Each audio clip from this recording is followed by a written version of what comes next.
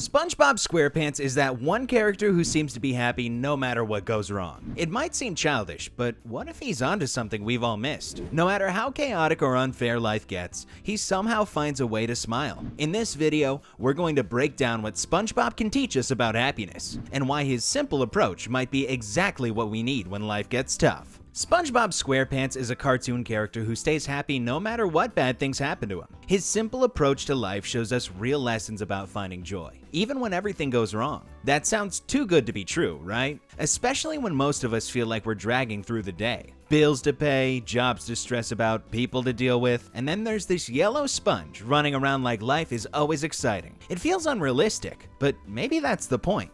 In the first episode ever made, Help Wanted, SpongeBob wakes up full of energy. He's not rich, he doesn't have big plans, he just wants to work at the Krusty Krab, a fast food place with a greasy grill and a grumpy cashier. But to him, that's more than enough. He gets out of bed smiling, makes breakfast, feeds his pet, and shouts, "I'm ready," before marching off with total excitement. That's the first clue. SpongeBob doesn't wait for something amazing to happen. He brings excitement with him, and when he gets to the Krusty Krab, things don't go smoothly. Mr. Krabs and Squidward both try to talk him out of applying. They send him on a fake mission to find a spatula that they assume doesn't exist. It's supposed to discourage him, but it doesn't work. He just takes it seriously and heads off like he's been handed the most important task in the world. And when he returns, with the spatula by the way, he ends up saving the restaurant from an angry crowd of anchovies and earns the job. The funny thing is, he was already happy before he got it. The job doesn't give him joy. It just gives him another place to use the joy he already had. That's a huge shift from how most people think. We usually tie happiness to rewards, good grades, promotions, praise,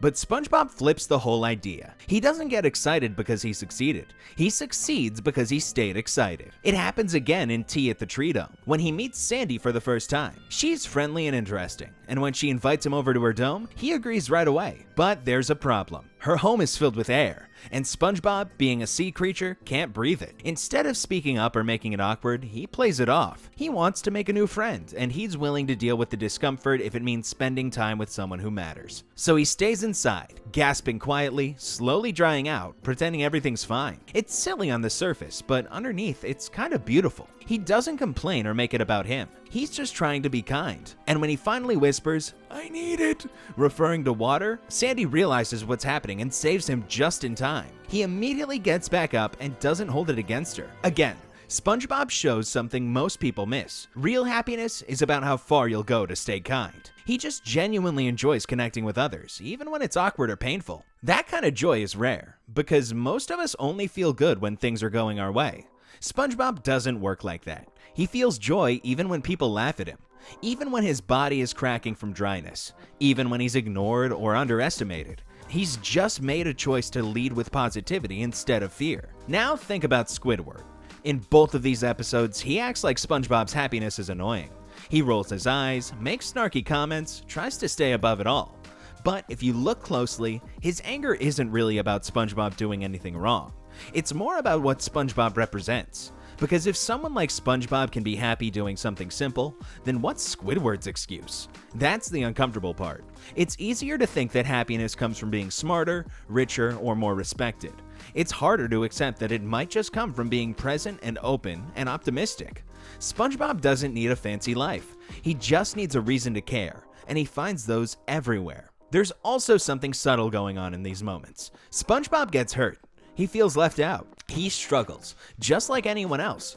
But he doesn't let those things close him off. He keeps showing up. He keeps trying. He keeps smiling. It's about staying hopeful, even when they're not. It's weird, right? In most stories, characters grow by gaining something. Wisdom, strength, confidence. But SpongeBob's power is that he doesn't need to change to be strong. He just needs to stay himself. And that might be the hardest thing to do. There's one moment in Help Wanted that stands out. After he's finished feeding the anchovies and cleaning up the mess, Mr. Krabs praises him. And instead of acting cocky or smug, SpongeBob just smiles bigger. He didn't need the praise to feel proud, but he's still grateful to hear it. That small moment shows the truth. SpongeBob doesn't look for happiness in the future. He brings it with him every step of the way. Most people wait for life to get better before they feel better. SpongeBob doesn't wait. He treats every moment like it already matters. That's what makes him different. And honestly, that's what makes him radical. because he refuses to become bitter. And maybe that's what happiness really looks like, with just a sponge who keeps smiling even when the world doesn't give him a reason to. But before we continue the story, make sure you're subscribed to our channel. Some people say SpongeBob is happy because he's simple, but that's just a polite way of calling him dumb. It's the same thing people do in real life. When they don't understand how someone can stay joyful, they assume it's because that person hasn't seen enough pain or isn't smart enough to know better. But episodes like the Splinter and Squilliam Returns prove that SpongeBob doesn't avoid pain. He just refuses to let it rot his spirit. Let's start with the Splinter. It's one of the most physically uncomfortable episodes in the whole show. SpongeBob gets a splinter while working at the Krusty Krab. That's it. But the way he reacts, and the way everyone else does, turns that tiny piece of wood into something way bigger than it should be. At first, SpongeBob doesn't even realize it's serious. He brushes it off and keeps going, because he loves his job and doesn't want to let anyone down. But as the injury gets worse, swelling, oozing, getting infected, he still doesn't panic. He's clearly in pain. He's clearly struggling. But his focus is still on doing his job right. That's the first sign of what sets him apart. Most of us, when we're hurting, stop everything else. We make it the center of our day. We cancel plans, complain, look for sympathy. But SpongeBob does the opposite. He tries to hide it out of pride. He wants to keep being helpful. He wants to stay happy and keep the kitchen running. He's just choosing not to let his pain be the most important thing in the room. What's interesting is that everyone else around him assumes the worst. When Squidward finds out about the Splinter, his first instinct is to use it as an excuse to get SpongeBob sent home. He sees SpongeBob's pain as a weakness, something to be used. He calls in the doctor, who's actually just Patrick pretending to be a medical expert. Patrick, of course, makes things worse. He slams a trash-filled garbage bag into the Splinter, inflaming it even more. But SpongeBob doesn't blame anyone. He just keeps trying to push forward, even while he's in agony. It's absurd, but it's also honest. He doesn't want sympathy. He wants dignity. He wants to finish his shift. Here's where the episode really hits home for the audience. When Mr. Krabs finally removes the Splinter, it's quick and painless. The real message here is often overlooked. Our fear of pain can cause more harm than the pain itself. SpongeBob could have spared himself a lot of unnecessary suffering if he'd spoken up sooner. But the point isn't that he should have. The point is that he chose to endure quietly. Not because he thought he deserved it, but because he believed it was more important to show up with a positive attitude. His happiness wasn't based on how easy things were, but on how much he still believed in what he was doing. Now compare that with Squilliam Returns. In this episode, Squidward lies to his rich rival Squilliam about being the manager of a 5-star restaurant. He ropes SpongeBob into the plan, thinking he can use him like a tool to impress Squilliam. But here's the twist. SpongeBob doesn't act like a tool. He becomes the heart of the whole operation. At first, Squidward tells him to forget everything except fine dining and breathing. That command would break most people. But not SpongeBob. He takes it so seriously that it flips a switch in his brain. He becomes a fully trained waiter with incredible skill and attention to detail, because he cares so much about doing a job that he finds a way to do it. There's this one moment where the pressure is at its peak. The restaurant is packed. Squilliam is watching, smug and ready to destroy Squidward's lie. Everything is on the verge of falling apart. But SpongeBob, who's been treated like a joke, saves it. He slides across the floor like a professional, clears the dishes, serves food, and manages the entire dining room with total grace. And here's what matters. He doesn't do it for credit. He just does it because it's what the job needs. People often mock SpongeBob for being obsessed with work. They say he's the ultimate corporate dream, someone who'll smile while being stepped on. But that's lazy analysis. SpongeBob is happy because he finds meaning in what he does, even when others don't. That's why he succeeds in situations like this. His joy doesn't come from winning. It comes from being fully present, from doing something with care, from showing up even when the spotlight isn't on him. It's also worth noting that Squidward, who's supposed to be the smart one, falls apart. He's so focused on appearances, on impressing someone else, that he forgets the basics. He forgets how to enjoy anything. That's the real reason he always fails, because he resents the idea that happiness can come from something simple. He sees SpongeBob as an idiot for being so joyful, but SpongeBob keeps proving that joy is just hard work. Both of these episodes build up to that truth in different ways. One puts SpongeBob in physical pain, the other puts him under emotional pressure. In both, he doesn't crack, because he has something most of us lose as we grow up: the belief that happiness is worth protecting, especially when life isn't easy. That's why these moments matter. Before we reach the big emotional conclusion in SpongeBob's story, we witness all these quiet, overlooked struggles. The pressure, the discomfort, the embarrassment. Yet, instead of giving into frustration, SpongeBob leans in even more. He laughs through the pain. He stays focused when others give up. And that's what truly makes the ultimate message land so powerfully. His joy is something he's truly earned. The next time you watch these SpongeBob episodes, don't just focus on what happens. Pay attention to what SpongeBob is fighting for. The simple right to keep being himself. And that, more than anything else, is what leads to his lesson on happiness. Everyone talks about happiness like it's something you find after everything finally works out. After the promotion, after the applause, after life starts making sense. But SpongeBob never waits for that. He doesn't need things to be fair. He just keeps showing up with the same kind of joy, whether he's cleaning a floor or singing in a stadium. And the reason that matters is because most of us don't live in epic moments. We live in the small, boring stuff in between. That's where SpongeBob lives too. He turns that into something worth showing up for. Nowhere is that clearer than in Band Geeks, one of the most rewatched episodes in SpongeBob history. It's about Squidward. For once, the story starts with him. He gets an unexpected call from his old rival, Squilliam. A smug, rich, overachieving version of everything Squidward wishes he could be. Squilliam offers him the chance to conduct at the Bubble Bowl, the biggest musical event in town. It sounds generous, but it's really a trap. Squilliam knows Squidward has no band, and Squidward, driven by years of insecurity and pride, lies and says he does.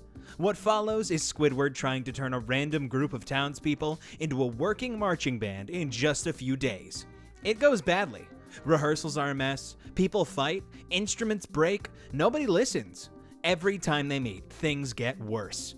Squidward can't control anyone, and his dreams start slipping through his fingers. What he's always wanted is finally in reach, and it's falling apart in slow motion. SpongeBob is just one of the people Squidward drags into the group, but from the beginning, his attitude is different.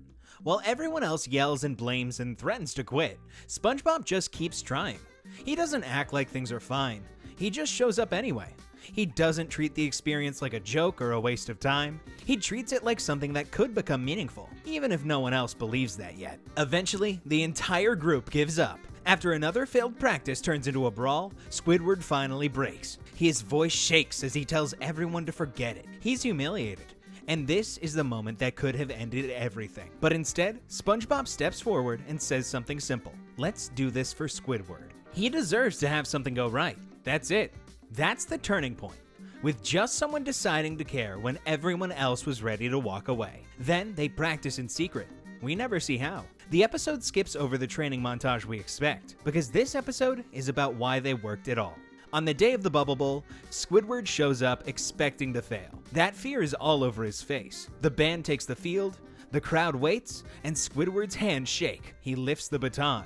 Then the music begins. Sweet victory fills the stadium. The band is perfect. Uniforms polished, every note is sharp.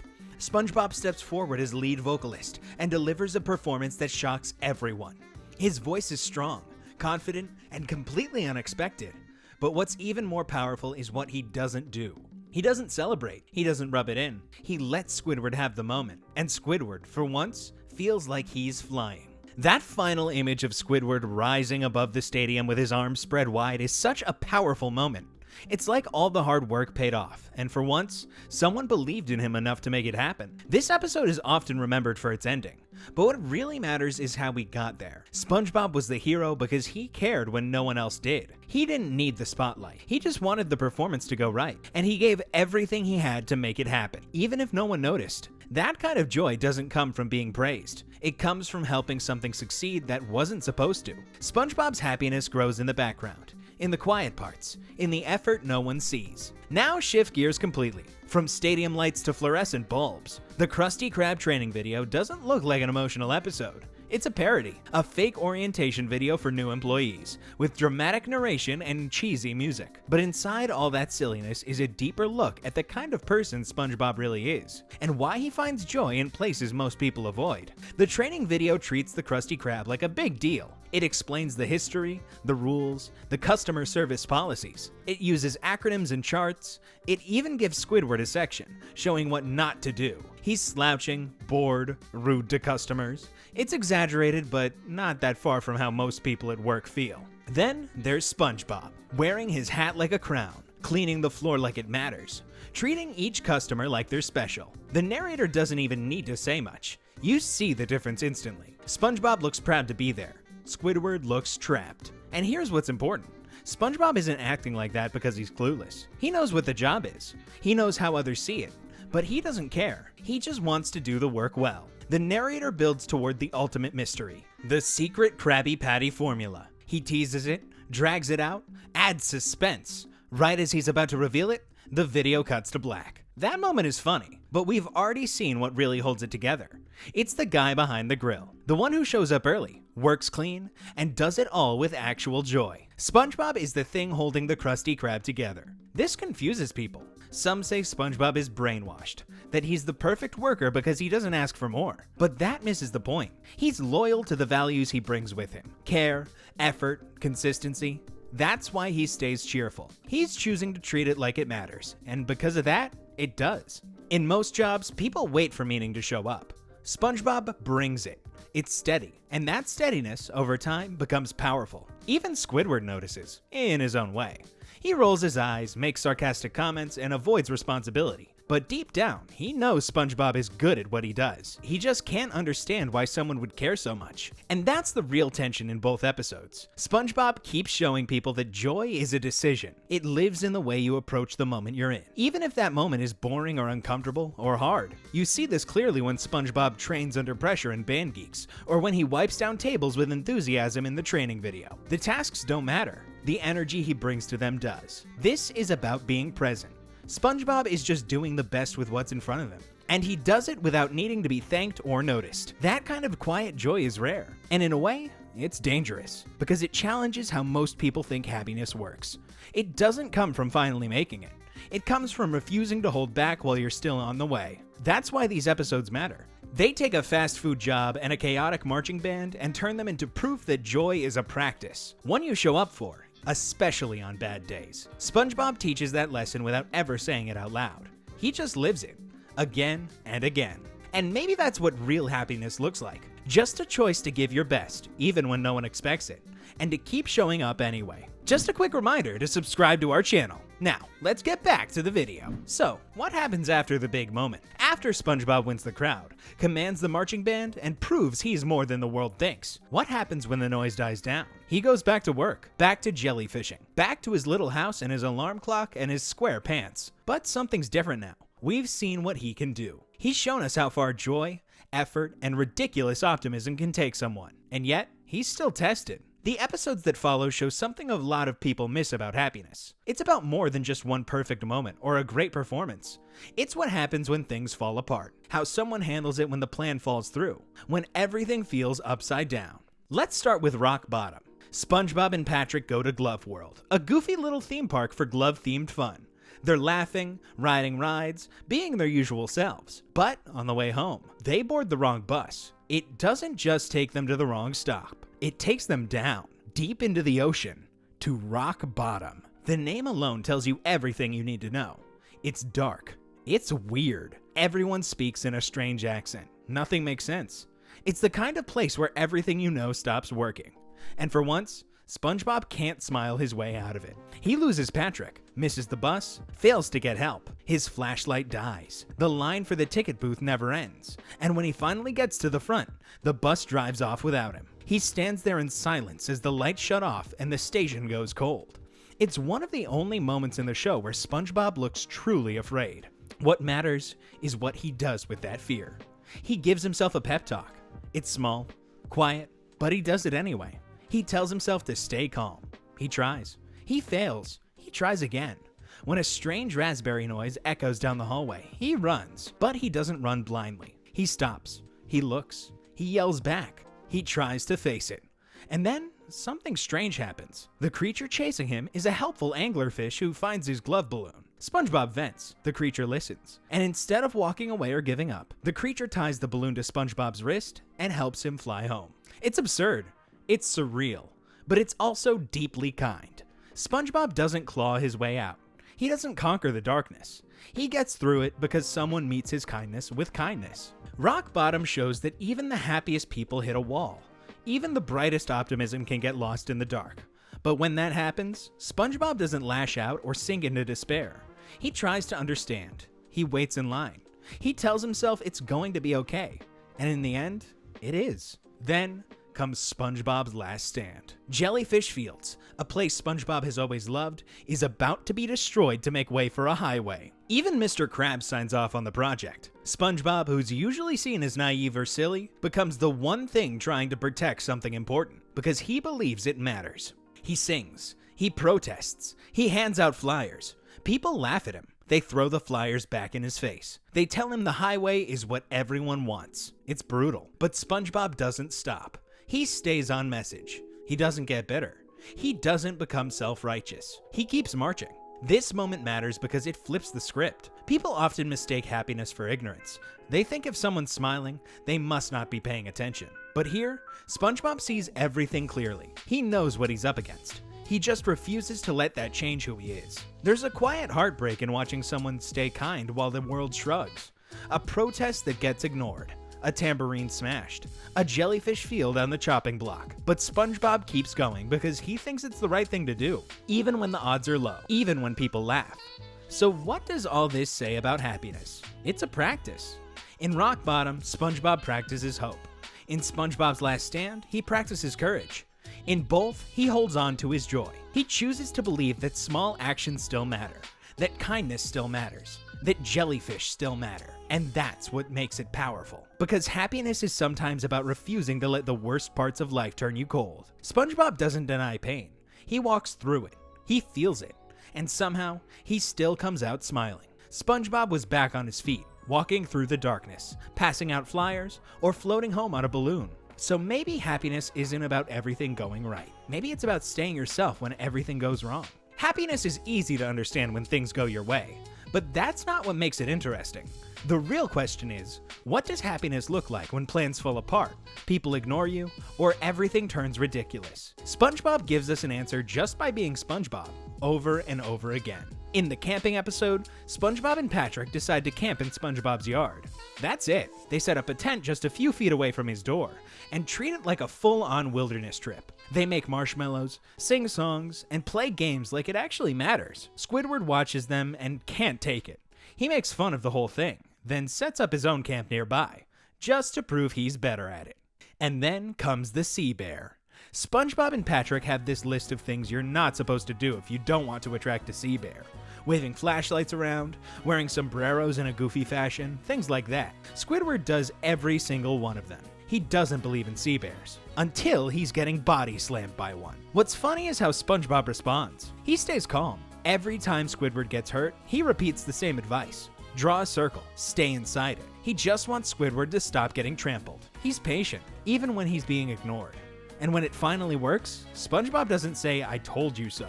He just moves on like it never had to be a fight. That's one version of happiness right there. Just the kind that doesn't disappear when people act difficult. Then there's the best day ever. SpongeBob has it all mapped out. Krabby Patties in the morning, jellyfishing with Patrick, karate with Sandy, and a clarinet concert at night. But every single thing gets canceled. The restaurant shut down, Patrick's net is broken, Sandy's tree dome needs repairs, Squidward's clarinet snaps in half. At any point, he could have thrown a fit. He could have said, "Forget it, this day's ruined." But he doesn't. He keeps helping. One problem after another. No one makes him do it. He just can't walk past someone who needs him. By the end of the day, everything he planned is gone. He's alone with a microphone. And he still sings. He doesn't sing because the day went right. He sings because he stayed connected to the part of himself that wanted to celebrate in the first place. That's what makes it the best day ever. That's a second version of happiness. When you let go of how things were supposed to go, but still keep your heart in the day anyway. And then there's Franken Doodle, which is just chaos from the start. SpongeBob finds a magic pencil that brings whatever he draws to life. It's fun at first. Jellyfish, furniture, sight gags. But then he draws a stick figure version of himself, Doodle Bob. Things get out of hand fast. Doodle Bob becomes violent, starts erasing everything, even attacks SpongeBob in his own house. Now, this is the kind of story that usually ends with a fight, or a clever trap, or someone saving the day in a flashy way. But SpongeBob doesn't try to beat him. He frames him. Literally. That's a third kind of happiness. When you decide that even parts of life that scare you don't need to be destroyed. Maybe they just need to be understood. Maybe they just need a little space. In all 3 episodes, SpongeBob is smiling because he doesn't tie his joy to control. He doesn't need everything to go according to plan. He doesn't need people to act perfectly. And he doesn't need the world to make sense. He just needs a reason to care. And there's always something to care about. That's the quiet lesson buried under all the jokes and chaos. Happiness doesn't have to be fragile. It doesn't have to leave when things get weird or disappointing.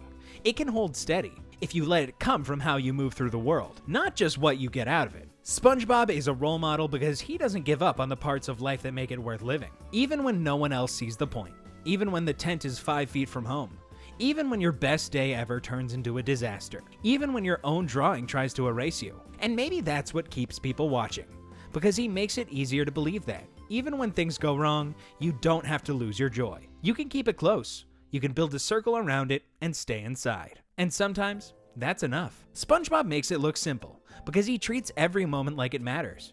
A day at work, a broken clarinet, a ruined camping trip. He still shows up with the same energy. That's what makes him different. He doesn't need things to be perfect. He doesn't hold back just because the day doesn't go his way. He finds something good in it anyway. And watching that, again and again, it starts to stick. You realize happiness doesn't always have to be a reward. It can just be how you move through the world, how you carry yourself, how you treat the people around you, even when things are off. That's what SpongeBob teaches us through how he lives. He keeps showing up, even when it's hard. He still finds something to care about. SpongeBob proves happiness is a choice you make. Through chaos, pain, or just another day at the grill, he stays kind, shows up, and finds something worth caring about. He doesn't wait for life to be perfect to smile. The takeaway is that happiness is showing up with heart, no matter what. If you enjoyed our video today, then don't forget to subscribe, and I'll see you in the next one.